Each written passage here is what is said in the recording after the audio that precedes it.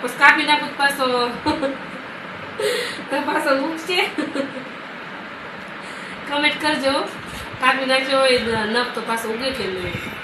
Hello મિત્રો, કેમ છો બધા મજામાં ને? તો હું પણ મજામાં છું. તો સ્વાગત છે અમારા નવા બ્લોગમાં. બધાને જય માતાજી, જય શ્રી કૃષ્ણ અને દિવાળી છું. તો આ ઊંધી પડી ફોન જોવે છે મારા હાથમાં આવી પેટ તો કાઢો આવી બેઠો બેઠો મારો આ છે ને ખુરશી માથે હું સડી હતી. આ ઘડિયાળ બંધ પડી ગઈ હતી કે નહીં ત્યાં તો છે ને મેં ઘડિયાળ ઉતારી દીધી. પછી પાવર કાઢ્યો તો પાવર ફીટ થયો તો ઘડિયાળ હાથી થઈ ગઈ.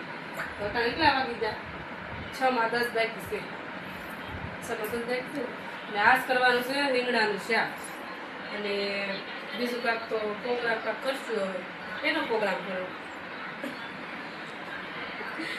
ગામમાં જાય પછી ખબર પડે કે હું લઈ આવવાના છે હું લઈ પછી તમને બતાવશું અમે કે આ જમવામાં શું છે.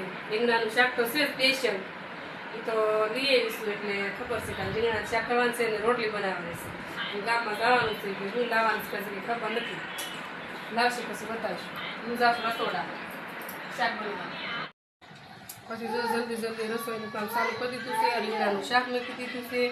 રીંગણાના શાકમાં ફાફડી નાખવાની છે અને એમાં નાખવાની છે સિંગ. સિંગ પણ ખાંડીને તૈયાર કરી લીધી છે. હવે એમાં સિંગ નાખવાની છે અને ફાફડી નાખવાની છે અને ખાંડ નાખવાની છે. શાક તો બની કમ્પ્લીટ થઈ ગયું છે. હવે એટલી વસ્તુ નાખવાની છે.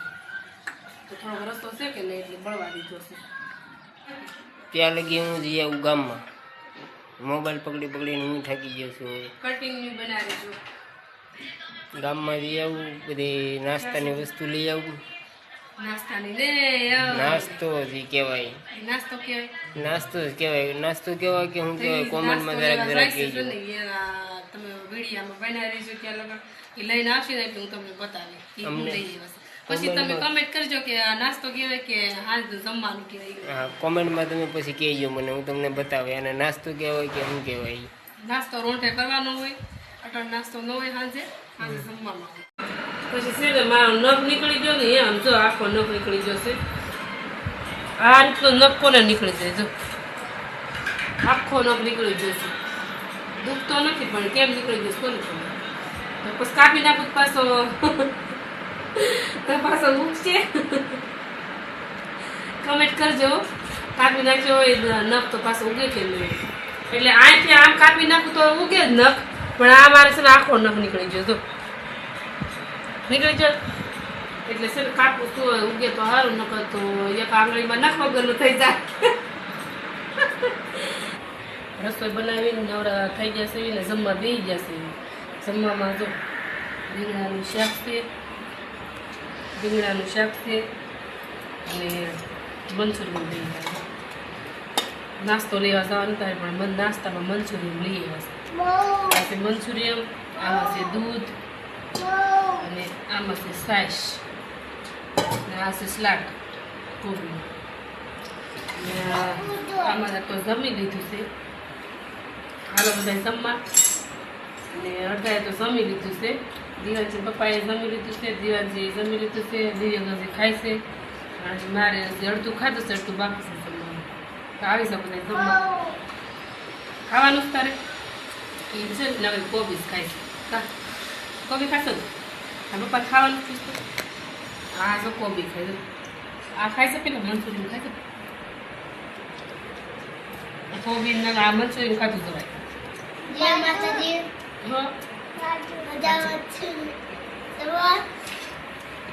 વિવેક એમ કે જય માતાજી કે બધા મજામાં સૌ ને કે આવો બધા મંચુરિયન ખાવું કે આ બે નંબર ટાટા કરે જો આમ આમ કરે છે. આવો એમ ટાટા આમ આમ કરે કે આમ આમ કરે છે. આવ એમ કરે કેમ કરાય જો એ કોબી ખાઈ છે જો કેમ ખાઈ છે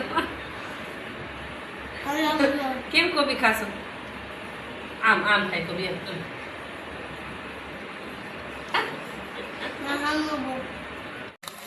જમીન જો નવરા થઈ જશે અને આવી જશે ધાબામાંથી ઠંડો પવન ખાવા એટલે ત્યાં અહીંયા પૂરી છે હો. ધાબામાંથી કૂવાનું શિયાળ એટલે આ પવનનું છે ને આ ઉડી જાય છે. કાંઈ આમ મગજમાં બેસવું કયો કેળું છે કયું નહીં સમજો કેટલું ઉડે જો પથારી કરી નાખી છે અને દીવાનસી જો ડોલા કાઢે છે મારે આમ ડોલા અને આ પીસા લઈને જો હુઈ ગઈ. આ બાંધવા નથી ના અને એક જાય હુઈ ગયો. આ છે ને થોડી થાકી ગયો એટલે સીધી હુઈ ગયો ટાળમાં. નકર આ છે ને ઠેઠ 10-11 વાગે વિવેક હુએ છે.